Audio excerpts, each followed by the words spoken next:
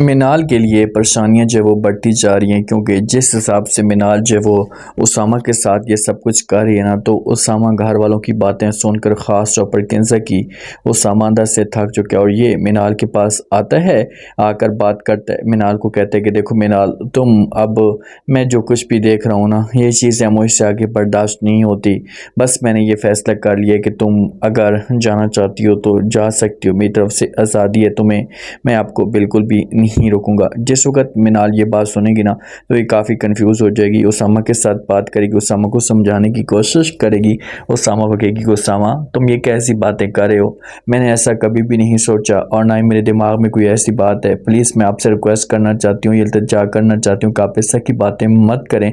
अगर कोई ऐसी बात होती ना, तो मैं आपको कब का बता चुकी होती। अब मेरा उसके साथ किसी किस्म का कोई भी ताल्लुक या रिश्ता नहीं है। जो माम होती है ना, माम अपनी माँ को कॉल करती है, माँ को कहती है कि माँ जी, मैंने शादी करके बहुत बड़ी गलती कर दी है। तो आगे से माँ कहती है कि यही चीज़ें तो मैं आपको समझाती थी, यही चीज़ें मैं आपके साथ आपके सामने बार बार रख रही थी कि आप बहुत बड़ी गलती कर रही हैं, लेकिन उस वक्त आपने मेरी कोई बात नहीं मानी थी, तो जिसकी वजह से आज ये सब कुछ हुआ। खैर, जो कुछ होना था वो तो हो चुके, अब आपको ये चीज़ें बर्दाश्त करनी होगी, अब आपको ये चीज़ें देखनी होगी। माँ जो होती है केंसा को कहती कि आपको उसामा के सामने ऐसा की बात नहीं करनी चाहिए थी। अब उसामा जो है वो मिनाल के साथ नफरत करेगा और इस तरह से घर के अंदर दोबारा से इतनी बड़ी परेशानियां खड़ी होंगी।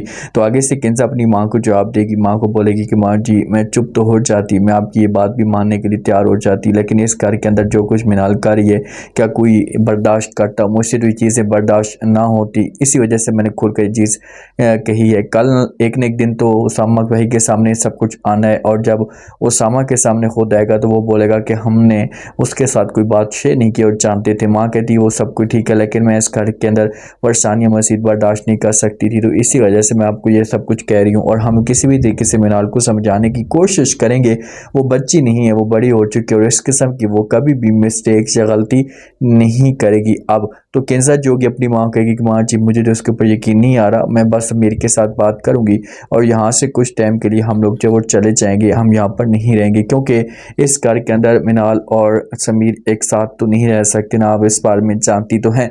तो माँ जो होगी ये बोलेगी कि अच्छा ठीक है, तुम किसी किस्म की कभी उसामा के साथ बात नहीं करोगी और ना ही समीर के साथ, उनका अपने माइंड बिल्कुल भी चेंज नहीं करना।